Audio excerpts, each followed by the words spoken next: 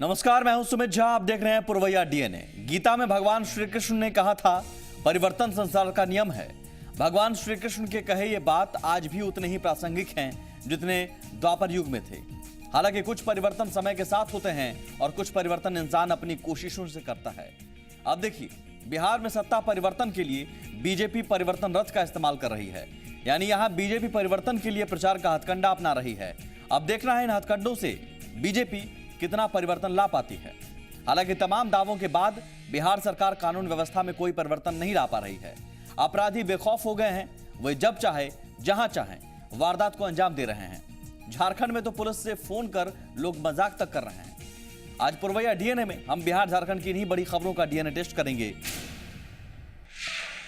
पुरवैया डीएनए में सबसे पहले बात बिहार विधानसभा चुनाव की। बीजेपी के नेतृत्व में एनडीए ने बिहार में विधानसभा चुनाव प्रचार अभियान की शुरुआत कर दी है। पटना के ऐतिहासिक गांधी मैदान से बीजेपी के राष्ट्रीय अध्यक्ष अमित शाह ने 160 परिवर्तन रथों को बिहार के विभिन्न हिस्सों में रवाना किया। ये रथ हर दिन 10 गांव में जाएंगे और पार्टी की ऑडियो और वीडियो प्रचार सामग्रियों के जरिए जनता तक अपनी बात पहुंचाएंगे। जीपीआरएस से लैस ये रथ पूरी तरह हाईटेक है। रथों के माध्यम से पूरे प्रदेश में जनसंवाद कार्यक्रम होंगे। सितंबर अक्टूबर में होने वाले बिहार विधानसभा चुनाव से पहले बीजेपी बिहार में 30,000 सार्वजनिक सभाएं करेगी। कैंपेन के दौरान बीजेपी लालू और नीतीश से 25 सवाल पूछेगी, जिसमें राज्य में क्राइम रेट बढ़ना भी शामिल है। इन सवालों को एक पैम्फलेट के जरिए पूछा जाएगा जो लोगों में बांटे जाएंगे। एक नया नारा भी दिया गया है, हर कोने से यही पुकार, परिवर्तन पथ पर बढ़ चला बिहार। रथ में लगे एलसीडी में प्रधानमंत्री बनने के बाद नरेंद्र मोदी ने अब तक क्या क्या किया, उसका लेखा जोखा दिखाया जाएगा। हर विधानसभा क्षेत्र के लिए एक रथ रहेगा। गुरुवार से यह रथ जिस विधानसभा क्षेत्र में जाएगा, चुनाव खत्म होने तक उसी इलाके में घूमेगा। पार्टी के स्थानीय नेताओं की जिम्मेदारी होगी कि वे रथ को चुनाव तक बेहतर तरीके से यूज करें। रथों को पटना के बिहटा में बनाया गया है। पिकअप वैन को मेरठ और दिल्ली के कारीगरों ने रथ की शक्ल दी है। एक रथ बनाने में करीब 1.5 लाख रुपए का खर्च आया है। इस तरह 160 रथ को बनाने में लगभग 2.5 करोड़ रुपए खर्च हुए हैं। परिवर्तन रथ रवाना करने के बहाने बिहार में एनडीए ने एकता दिखाने की कोशिश की। मंच पर अमित शाह के बगल में एलजेपी नेता रामविलास पासवान, हम नेता जीतन राम मांझी और आरएलएसपी नेता उपेंद्र कुशवाहा मौजूद थे। एनडीए नेताओं ने इस मौके का इस्तेमाल खुद की एकता दिखाने के अलावा लालू नीतीश के खिलाफ हमला बोलने के लिए भी किया। नीतीश जी और लालू जी अगर साथ में आते हैं तो फिर से जंगल राज आएगा या नहीं आएगा? बताइए, आएगा या नहीं आएगा? बिहार की जनता चाहती है फिर से जंगल राज आए। बिहार की जनता चाहती है अहंकार के कारण जनमत को धोखा देने वाले लोग आए। बिहार की जनता चाहती है कि एक महादलित के साथ धोखा करने वाला कोई आए। अगर नहीं चाहते हैं तो आपके पास एक ही विकल्प है, मजबूत एनडीए की सरकार बनाने का विकल्प है। जिसके इसके साथ में जो लोग गया सब खत्म हो गया। भाषण देते हैं लालू यादव, नीतीश कुमार, दोनों एक हो गए हैं। अरे दोनों के हाथ में खंजर है, गले मिले हैं लेकिन बीच में छुरा भोंकेंगे। पटना का सीट लालू जी कहां किसके नेता या बचे हो? यादव बड़ा भारी बैकवर्ड फॉरवर्ड के नाम पर कौन राज किया है?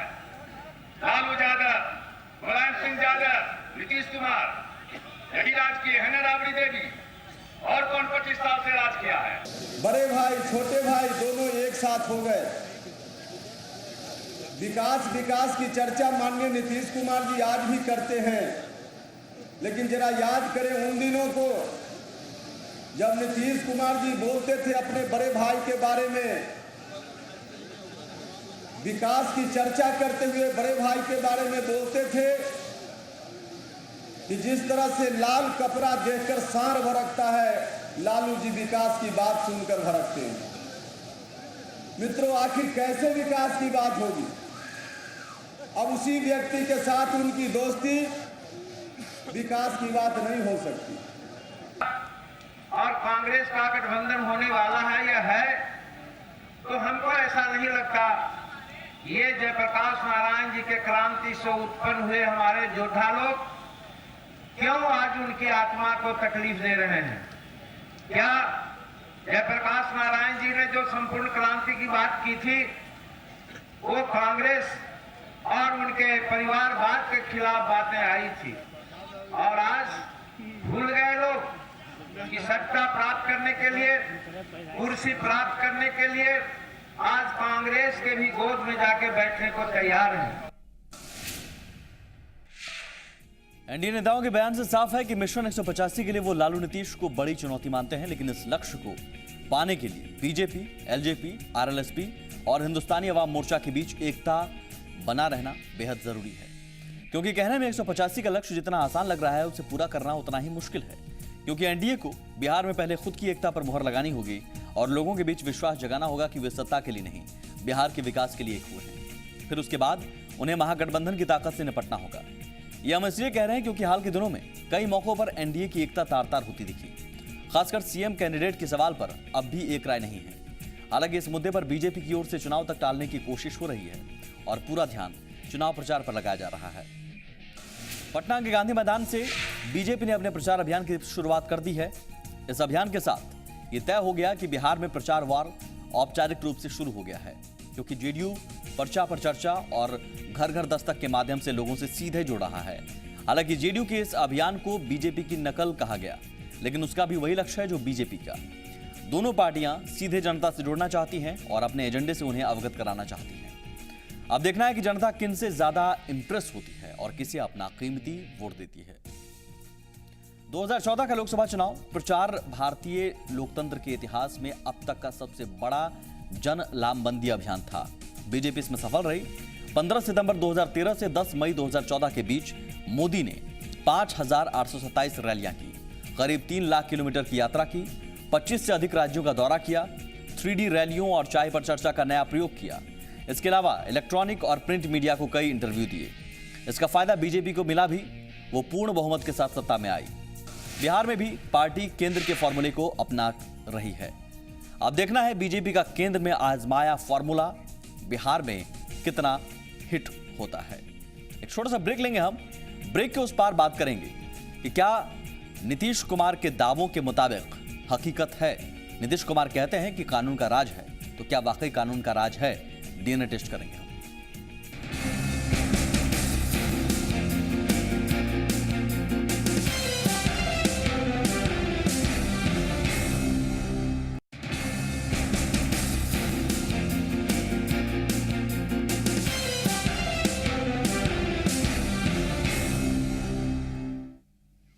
पूर्वैया डीएनए में अब बात बिहार में बढ़ते अपराध की। बिहार में हाल के दिनों में अपराध की घटनाओं में बेतहाशा बढ़ोतरी हुई है। कोई ऐसा दिन नहीं होता जिस दिन लूट, हत्या, डकैती और रेप की घटनाएं सामने नहीं आती। ये हालात तब हैं जब इस साल विधानसभा के चुनाव होने हैं। जेडीयू ने इस बार नारा दिया है, बढ़ता रहे बिहार फिर नीतीश कुमार। लेकिन बढ़ता रहे बिहार का यहां मकसद क्या है? बेशक जेडीयू बिहार के विकास की ओर इशारा कर रहा हो, लेकिन क्राइम के बढ़ते ग्राफ को नीतीश सरकार कैसे इनकार कर सकती है? राज्य में कानून व्यवस्था के बिगड़ते हालात के सबूत इतने खुले रूप में सामने आ रहे हैं कि राज्य सरकार अब उन्हें अपने किसी गढ़े हुए आंकड़ों के जरिए भी नकार नहीं सकती। जो तस्वीरें रोज रोज देखने को मिल रही हैं, उसे सरकार कैसे झुठला सकती है? अपराधी इतने बेखौफ हो गए हैं कि वो पुलिस वाले पर भी गोली चलाने से नहीं डरते। 14 जुलाई को अररिया जिला में भरगामा थाना के प्रभारी के अपराधियों ने दिन दहाड़े गोली मार दी। 15 जुलाई की रात अपराधियों ने हाजीपुर में होमगार्ड के जवान के घर डाका डाला। 14 जुलाई की रात अपराधियों ने भागलपुर में एसडीपीओ के घर हाथ साफ किया। 15 जुलाई को सासाराम में 2 दलित लड़कियों से गैंगरेप हुआ। 14 जुलाई को पूर्णिया से महिला से रेप की खबर आई। ये 5 तस्वीरें हैं, लेकिन बानगी और भी हैं। बिहार में जिस तरह से अपराध की घटनाएं बढ़ी हैं, उसे देखते हुए कहा जा सकता है यहां जानमाल से लेकर इज्जत आबरू कुछ भी सुरक्षित नहीं है। यह हाल नीतीश के कथित सुशासन राज का है। आइए अब आंकड़ों को देखते हैं। आंकड़ों के माध्यम से बिहार में बढ़ते अपराध को समझते हैं। सबसे पहले बात इस साल की। बिहार पुलिस की वेबसाइट पर इस साल मई तक के आंकड़े मौजूद हैं। इस साल जनवरी से मई तक मर्डर के 1311 मामले दर्ज हुए हैं। मई में सबसे ज्यादा 341 मर्डर की वारदात हुई। इस साल मई तक डकैती के 192 घटनाएं दर्ज की गई। मई महीने में सबसे ज्यादा डकैती के 50 वारदात हुए। बिहार में अपहरण का ग्राफ काफी तेजी से बढ़ रहा है। इस साल मई तक पुलिस रिकॉर्ड में अपहरण के 3058 मामले दर्ज हुए, जिसमें सबसे ज्यादा मई महीने में 702 मामले दर्ज किए गए। रेप की घटनाओं में भी इस साल लगातार बढ़ोतरी दर्ज की गई। इस साल मई तक रेप के 439 मामले सामने आए। सबसे ज्यादा अप्रैल में 106 मामले रेप के बिहार के विभिन्न थानों में दर्ज किए गए। नीतीश कुमार के शासन को सुशासन के नाम से जाना जाता है। नीतीश ने 2005 में जब बिहार की कमान संभाली थी, उस समय अपराध का राज था। 2000 से 2005 तक 5 सालों में कुल संज्ञेय अपराध की संख्या 5,15,289 थी, जो नीतीश राज के पहले 5 सालों में बढ़कर 7,78,315 हो गई। इसी तरह अपहरण की कुल संख्या भी 10,365 से बढ़कर 18,083 तक जा पहुंची।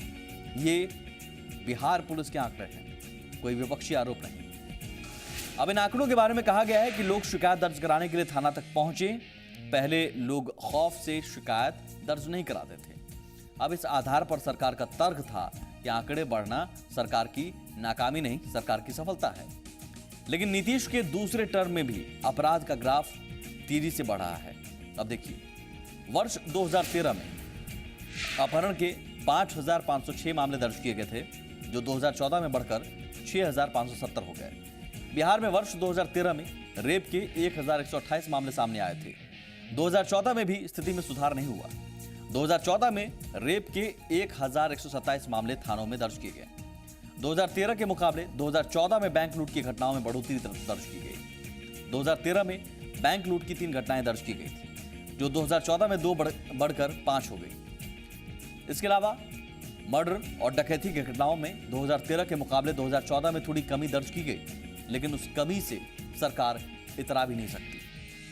बिहार में अपराध लगातार बढ़ रहा है। जाहिर है इस पर सियासत भी होगी।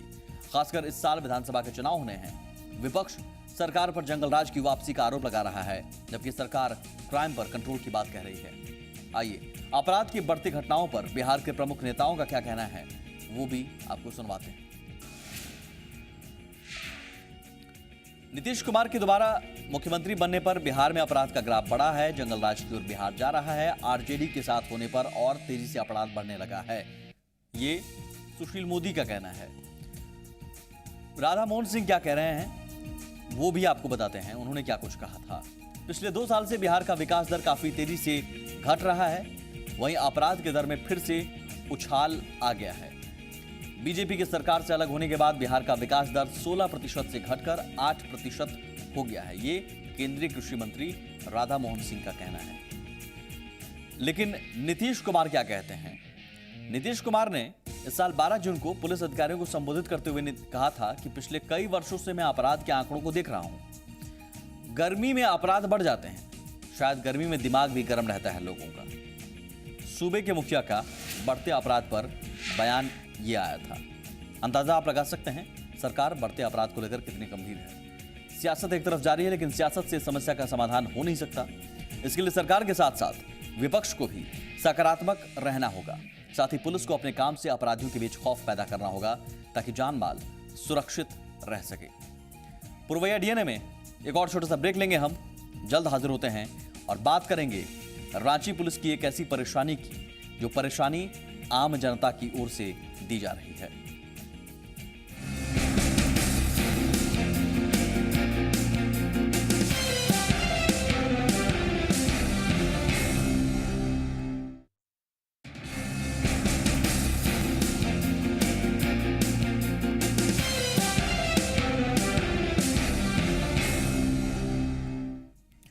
झारखंड की रांची पुलिस अनचाहे कॉल से परेशान है। क्राइम कंट्रोल के लिए जारी 100 नंबर पुलिस के लिए सिरदर्द साबित हो रहा है। बच्चों को चुप कराने से लेकर मन बहलाने के लिए बात करने वालों के फोन आ रहे हैं। पिछले 1 सप्ताह में रांची में 100 नंबर पर 3,606 कॉल आए। आपको जानकर हैरानी होगी कि इन कॉल्स में सिर्फ 15 काम के थे, बाकी 3,591 कॉल्स दिल बहलाने के लिए आए थे। फर्जी कॉल की बढ़ती संख्या के बाद रांची पुलिस 20 जुलाई से ऐसे लोगों पर कार्रवाई का मन बना रही है जो बिना मतलब 100 नंबर पर कॉल करते हैं।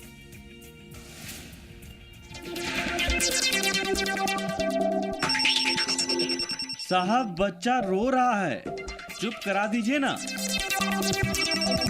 सर मन नहीं लग रहा है, थोड़ी देर बात कर लीजिए ना। सर नींद नहीं आ रही है, क्या करें? सर मैच का स्कोर कितना हुआ? सर कल एग्जाम है, कौन कौन से सवाल आएंगे बताइए ना।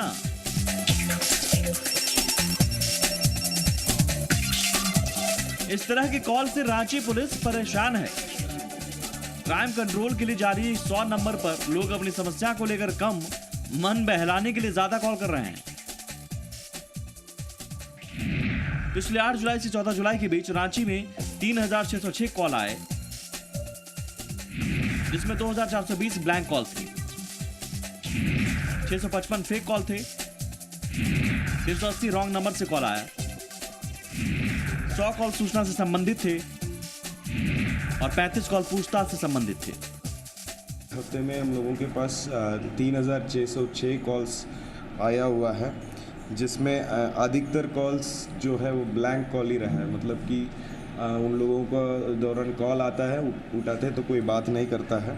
बट सेकेंड मैक्सिमम जो है वो न्यूसेंस टाइप कॉल्स हम लोगों को ज़्यादा आता है। 655 कॉल्स जो है न्यूसेंस टाइप कॉल्स है और रॉन्ग कॉल्स ऊपर से 380 है। एक्चुअल कंप्लेंट और इन्फॉर्मेशन से संबंधित कॉल्स देखेंगे तो खाली 15 कॉल्स कंप्लेंट रिलेटेड कॉल्स आया है आउट ऑफ 3600 कॉल्स में। एंड इन्फॉर्मेशन हम लोगों को 100 इन्फॉर्मेशन मिला है। रांची पुलिस का मानना है कि ऐसे कॉल न सिर्फ पुलिस का ध्यान भटकाते हैं, बल्कि कई बार ऐसे कॉल के चक्कर में जरूरी कॉल छूट जाते हैं।